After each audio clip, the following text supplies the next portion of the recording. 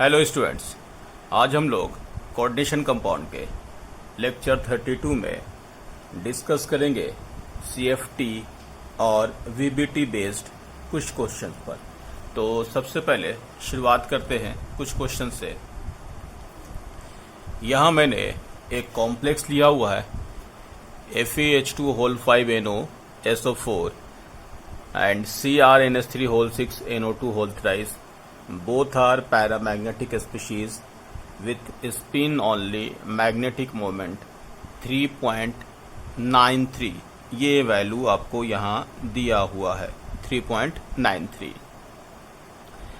The hybridisation of central metal in this species. तो सबसे पहले इनकी हाइब्रिडाइजेशन बतानी है, तो हम आपको यहाँ पर इन कॉम्प्लेक्स को एक बार फिर से अगर लिख दें तो FeH2O 5NO, ये केमिकल सल्फेट बाहर है तो यहाँ पर हम 2+ लिख सकते हैं। ये केमिकल के बारे में आपको फिर से बता दें, ये केमिकल पर NO के ऊपर चार्ज +1 है और ये केमिकल जो है ब्राउन रिंग कॉम्प्लेक्स है, तो यहाँ आपके पास इस पर भी चार्ज +1 है। ब्राउन रिंग कॉम्प्लेक्स से इससे पहले हम लोग ने लेक्चर में देखा हुआ है। ब्राउन रिंग कॉम्प्लेक्स के बारे में मैंने डिटेल में डिस्कस किया है। अभी आपको फिर से एक बार हम यहाँ पर दिखा देते हैं। ब्राउन रिंग कॉम्प्लेक्स के अकॉर्डिंग 3.93 का क्या मतलब हुआ? 3.93 का मतलब हुआ n की वैल्यू 3, यानी नंबर ऑफ अनपेयर्ड इलेक्ट्रॉन इन्होंने 3 दिया हुआ है। ये आपको ध्यान रखना होगा, यानी अनपेयर्ड इलेक्ट्रॉन आपको इस वैल्यू से मालूम है। नहीं भी मालूम होता तो इनमें आप अनपेयर्ड इलेक्ट्रॉन याद रखिएगा कि ब्राउन रिंग कॉम्प्लेक्स में अनपेयर्ड इलेक्ट्रॉन कितने होते हैं? तो 3 होते हैं। चलो हम यहाँ Fe+1 की कॉन्फ़िगरेशन लिख रहे हैं। Fe+1 है। Fe+1 में आपके पास कॉन्फ़िगरेशन इस तरीके से आ जाएगा 1 2 3 4 5 6 एंड 7। ये है आपके पास n की वैल्यू जो क्वेश्चन में भी दिया होता है, n की वैल्यू 3 है। अब आपके पास यहाँ पर एक चीज क्लियर हो गया कि जब n की वैल्यू 3 है तो आपको मालूम है कि d में जगह नहीं है, जबकि ये ऑक्टाहेड्रल कॉम्प्लेक्स है। तो उस केस में जब d में जगह नहीं है तो आप यहाँ पर इनके अकॉर्डिंग कोई भी आउटर d लेंगे। तो उस केस में जब आउटर d लिया जाएगा तो इनकी हाइब्रिडाइजेशन जो होगी इस कॉम्प्लेक्स में sp3d2 हो जाएगा। तो आपके लिए sp3d2 इनके लिए। नेक्स्ट में अगर हम यहाँ पर देखें CrNH3 6, यहाँ पर 3 माइनस है तो इसके ऊपर 3+ होगा। जब यहाँ पर ये 0 है तो इसकी ऑक्सीडेशन स्टेट +3 इस कॉम्प्लेक्स में। जब ये +3 है तो क्रोमियम की कॉन्फ़िगरेशन हम एक बार आपको फिर से लिख देते हैं। क्रोमियम की कॉन्फ़िगरेशन जो है 3d5 4s1, क्योंकि इसके एटॉमिक नंबर 24 है। जब 3d5 4s1 है तो यहाँ पर अगर Cr के ऊपर +3 लिख दो तो +3 लिखने के मतलब एक यहाँ से इलेक्ट्रॉन, 2 यहाँ से, तो 3d3 आ जाएगा। 3d3 के लिए आपके पास यहाँ पर ऐसा केस आ जाएगा। आप यहाँ ऐसे दिखा सकते हैं 1 2 3 4 5 1 2 3। जैसा कि आप देख रहे हैं कि D3 कॉन्फ़िगरेशन के अकॉर्डिंग आपके पास आगे के जो 2D है वो खाली है। जैसा हम लोग को मालूम है कि D1 D2 D3 में हमेशा D खाली होता है, इस वजह से ये इनर बनता है। और इस केस में D अंदर वाला खाली है तो हम लोग अंदर वाला D यूज करेंगे, जिस वजह से इस कॉम्प्लेक्स की हाइब्रिडाइजेशन D2sp3 हो जाएगा। तो यहाँ आपके पास इस कॉम्प्लेक्स की हाइब्रिडाइजेशन sp3d2 हो जाएगा और इसकी D2sp3। तो आपके पास करेक्ट ऑप्शन कौन सा हो गया? C ऑप्शन करेक्ट हो जाएगा।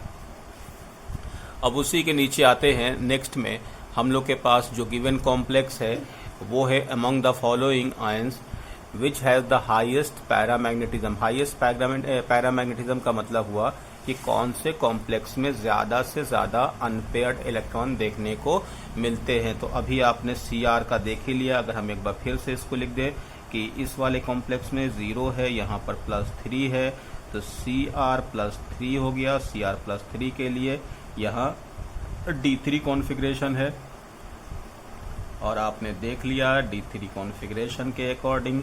यहाँ पहले एक बार हम लिख देते हैं, ये इस तरीके से, ये आपके पास 1, 2 और 3।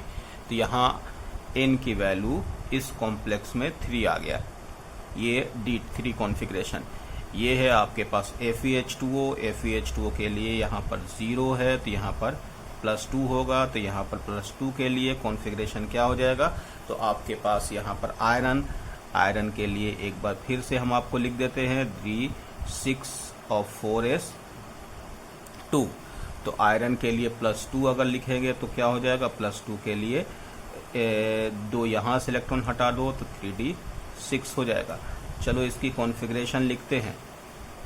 ये है इसकी कॉन्फ़िगरेशन 1, 2, 3 इस तरीके का लिख दिया 1, 2, 3, 4, 5, 6। जैसा कि ये वीक लिगेंड है तो पेयरिंग वगैरह कुछ होगा नहीं, तो यहाँ पर आपके लिए n की वैल्यू डिफाइन हो गया, n की वैल्यू 4। तो ये n की वैल्यू यहाँ पर आपके लिए 4 आ गया।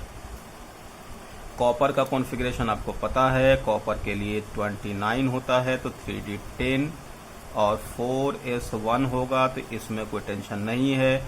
कॉपर के ऊपर यहाँ पर ऑक्सीडेशन स्टेट कितना आ जाएगा, +2 के लिए आप यहाँ पर 3d9 के लिए आपके लिए कोई टेंशन नहीं है। यहाँ पर n की वैल्यू 1 ही होगी। वैसे हम एक बार बना के आपको दिखा देते हैं। तो ये वाले केमिकल को हमने ऐसे लिख दिया 1, 2, 3, 4, 5, 6, 7, 8 एंड 9। तो n = 1, यहाँ पर अनपेयर्ड 1 ही होगा। नेक्स्ट में जिंक में सबको मालूम है जिंक का 0, यहाँ पर +2 हो जाएगा। जिंक की कॉन्फ़िगरेशन अगर आपको मालूम है तो 3d10 4s2 होता है। तो जिंक में अगर कॉन्फ़िगरेशन है 3d10 का मतलब हुआ n की वैल्यू यहाँ पर 0 होगी क्योंकि सारे के सारे इलेक्ट्रॉन पेयर्ड है। तो अब आपके सामने यहाँ पर मैक्सिमम पैरामैग्नेटिज्म मतलब n की वैल्यू जिसमें ज़्यादा होगी, यानी जिसमें अनपेयर्ड इलेक्ट्रॉन ज़्यादा होंगे। अनपेयर्ड 3 है, अनपेयर्ड 4 है, अनपेयर्ड 1 है, तो मैक्सिमम पैरामैग्नेटिज्म कहाँ होगा, B, यानी कि इसमें करेक्ट ऑप्शन कौन सा हो जाएगा, B हो जाएगा। नेक्स्ट क्वेश्चन में आते हैं। Among the following complexes, which of the following complex having spin only magnetic moment 2.82। फिर से यहाँ पर आपको बता दें 2.82 का मतलब हुआ n की वैल्यू आपको वहाँ 2 रखनी है, यानी अनपेयर्ड इलेक्ट्रॉन 2 रखनी है। तो चलो यहाँ पर हम कॉम्प्लेक्स देख लेते हैं। NiCl4 है, यहाँ पर आपके पास -1 है, तो इस वाले में क्या हो जाएगा, +2 का मतलब यहाँ पर आपको मालूम है। निकल की कॉन्फ़िगरेशन एक बार लिख देते हैं। निकल की कॉन्फ़िगरेशन में Ni आपके पास निकल है। निकल के लिए कॉन्फ़िगरेशन अगर हम लोग यहाँ पर देखें तो निकल के लिए 3d8 4s2 होता है, और निकल का अगर हमने +2 लिखा तो +2 के लिए 3d8 हो जाएगा। ये हो गया आपके पास निकल का कॉन्फ़िगरेशन।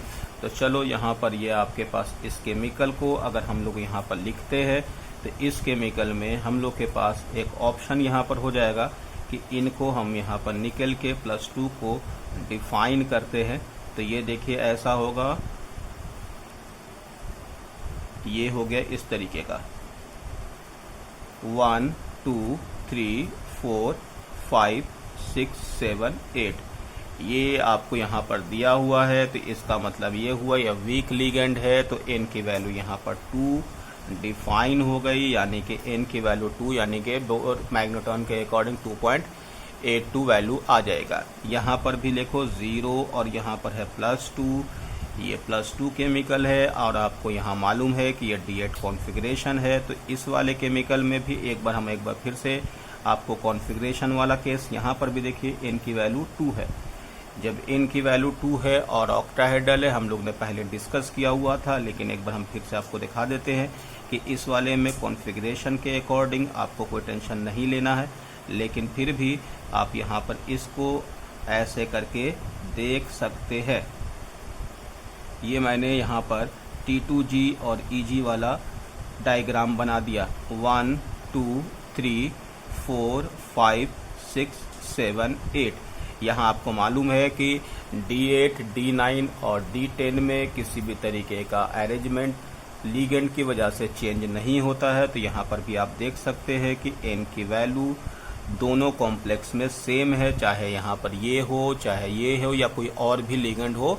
Ni2 पॉजिटिव दोनों में आपके पास D8 कॉन्फ़िगरेशन है, इसमें कोई फर्क नहीं पड़ेगा। यानी N की वैल्यू यहाँ भी 2 और यहाँ भी 2 और यहाँ भी 2। इस केस में सारे कॉम्प्लेक्स में N की वैल्यू 2 होगी, यानी कि 2.82 सबका होगा। इस वजह से यहाँ पर इनका आंसर हो जाएगा D।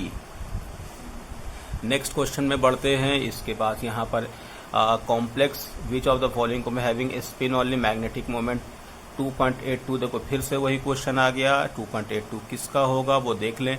NiCO4 हम लोग ने पहले डिस्कस किया हुआ है लेक्चर में। मैंने जैसे आपको कहा कि अगर MCO4 यानी कि मेटल टेट्राहेड्रल अगर कॉम्प्लेक्स दिया हुआ है तो आपके लिए दो चीज़ें एकदम से फिक्स कर लीजिएगा। टेट्राहेड्रल कॉम्प्लेक्स के लिए MCO4 में यहाँ हम लोग एक बात क्लियर कर सकते हैं, sp3 एंड टेट्राहेड्रल, यानी कि किसी भी मेटल कार्बोनाइल की हाइब्रिडाइजेशन sp3 और टेट्राहेड्रल होगी। यहाँ आपके पास इस वाले केमिकल में NiCN4 केमिकल है। यहाँ आपको अगर इसकी ऑक्सीडेशन स्टेट दिखाएं तो ये +2 होगा। ये D8 है, D8 विथ स्ट्रॉन्ग फील्ड 1 2 3 4 5 6 7। तो मैंने जैसे यहाँ पर दिखाया था ये वाले D8 विथ वीक लिगेंड और यहाँ पर D8 विथ स्ट्रॉन्ग, तो ये वाले इलेक्ट्रॉन यहाँ पेयरिंग कर लेंगे। इस वजह से ये ऐसा हो जाएगा। जब ये केमिकल इस तरीके से हो जाएगा तो यहाँ पर N की वैल्यू कितनी हो जाएगी 0, यानी कि ये DsP2 कॉम्प्लेक्स है। वैसे यहाँ पर उसने मैग्नेटिक मोमेंट की वैल्यू इसके लिए भी 0 है, यहाँ पर N की वैल्यू 0, यहाँ भी 0। अब आप नेक्स्ट में आइए, यहाँ पर ऑक्सीडेशन स्टेट कितना होगा -1, यहाँ पर 4 माइनस है इसलिए +2। अब आप फिर से देखिए Na+2, यानी कि इस वाले केमिकल में भी कॉन्फ़िगरेशन कैसा हो जाएगा D8 विथ N की वैल्यू 2, यानी D8 केमिकल में N की वैल्यू 2 होगी। तो इस जगह पर भी N की वैल्यू यहाँ पर 2 होगा, यानी ये वाले केमिकल 3D8 कॉन्फ़िगरेशन में किसी भी तरीके का लिगेंड से कोई मतलब नहीं है। भले ही यहाँ पर स्ट्रांग था, यहाँ भी स्ट्रांग था और यहाँ वीक है, लेकिन हम लोग ने देखा कि D8 कॉन्फ़िगरेशन में स्ट्रांग वीक से कोई लेना देना नहीं है। N की वैल्यू 2 फिक्स होगी। एक और एग्जांपल लेते हैं। यहाँ पर आपके पास 2 माइनस है, यहाँ पर ऑक्सीडेशन स्टेट 4। ये चीज़ पर हम लोग ने पहले डिस्कस किया हुआ था कि अगर किसी कॉम्प्लेक्स में N की वैल्यू अगर 4 यानी कि ऑक्सीडेशन स्टेट 4 होगा तो उसमें लिगेंड नहीं देखना है, वीक है कि स्ट्रांग है। उस केस में हमेशा वो इलेक्ट्रॉन की पेयरिंग कराएगा, यानी स्ट्रांग जैसा काम करेगा। तो आपके लिए यहाँ पर देख सकते हैं कि अगर Ni यहाँ पर D8 है, अगर हमने यहाँ पर Ni+4 लिखा तो यहाँ पर 3D6 हो जाएगा। 3D6, और मैंने कहा कि 3D6 का मतलब यहाँ पर ये स्ट्रांग जैसा होगा। तो इस केस में जब स्ट्रांग जैसा होगा तो हम लोग इस केमिकल के D6 केमिकल को अगर हम लोग यहाँ पर लिखेंगे तो यहाँ पर सारे के सारे इलेक्ट्रॉन को पेयरिंग करा देंगे, यानी कि इसको हम यहाँ पर एक बार बना देते हैं। ये 1 2 3 और यहाँ पर हो गया आपके पास 4। तो इस केमिकल में या चलो एक बार हम बनाते हैं 1 2 3 4 5 एंड 6। ये तो वीक के लिए हो गया, लेकिन जब हम लोग को मेटल के ऑक्सीडेशन स्टेट में अगर 4+ होगा तो उसमें हम लोग लिगेंड के वीक वाले फॉर्म को नहीं देखेंगे, उसमें ये स्ट्रांग जैसा ही काम करेगा। तो उस केस में जब ये स्ट्रॉन्ग जैसा काम करेगा तो ये स्ट्रॉन्ग के अकॉर्डिंग यहाँ पर ये जो कॉम्प्लेक्स होगा वो पेयरिंग करा देगा। तो मतलब यहाँ पर आपके पास ये हो गया कि जब ये इलेक्ट्रॉन की पेयरिंग कराएगा तो इसका कॉन्फ़िगरेशन कैसा हो जाएगा। तो इसकी कॉन्फ़िगरेशन जो होगी वो हम लोग इस तरीके का ऐसे लिखेंगे, यानी कि इलेक्ट्रॉन को नीचे ले आएंगे। जब इलेक्ट्रॉन को नीचे ले आएंगे तो यहाँ पर n की वैल्यू 0 हो जाएगी। तो इस केस में कॉम्प्लेक्स जो आपके सामने है उसमें पूछा था कि कौन से कॉम्प्लेक्स में n की वैल्यू 2 होगी, तो यहाँ पर भी 0, क्योंकि मेटल कार्बोनाइल में ऑक्सीडेशन, मेटल कार्बोनाइल में हमेशा डायामैग्नेटिक और sp3। तो यहाँ आपके पास नेक्स्ट में यहाँ आपके पास फिर से देख सकते हैं कि ये वाले जो कॉम्प्लेक्स है इस कॉम्प्लेक्स में भी 0, यहाँ भी 0। तो यहाँ आपके पास करेक्ट आंसर क्या हो जाएगा, C हो जाएगा। अब इसके बाद नेक्स्ट में हम लोग यहाँ पर आते हैं ये कॉम्प्लेक्स को लेकर के। देखिएगा निकेल कॉम्प्लेक्स में आपके पास यहाँ अगर इसकी बात करें तो विच of the following complex of central metal ion use N-1 DNS, यानी किस में इनर कॉम्प्लेक्स बनता है। ये बड़ा अच्छा क्वेश्चन है, ये आपको यहाँ पर फिर से दिखा दे। पहले तो देख ले कोबाल्ट, कोबाल्ट की ऑक्सीडेशन स्टेट कितना होगा, -2 है, यहाँ पर हो जाएगा +3। मैंने आपसे इससे पहले लेक्चर में डिस्कस किया है, लेक्चर में है भी कि ऑक्सीजन डोनेटेड कॉम्प्लेक्स के साथ ये स्ट्रॉन्ग जैसा काम करता है, जैसा मैंने वहां पर पानी के लिए भी लिखा था। तो यहाँ पर जब ये स्ट्रॉन्ग जैसा काम करेगा तो CO3 पॉजिटिव को अगर हम लोग यहाँ पर देखें तो CO केमिकल के लिए फिर से हम लिख दें, ये 27 है, ये आपके पास यहाँ हो जाएगा 3D7 और 4S2, 3D7 4S2। जब 3D7 4S2 हो जाएगा तो उस केस में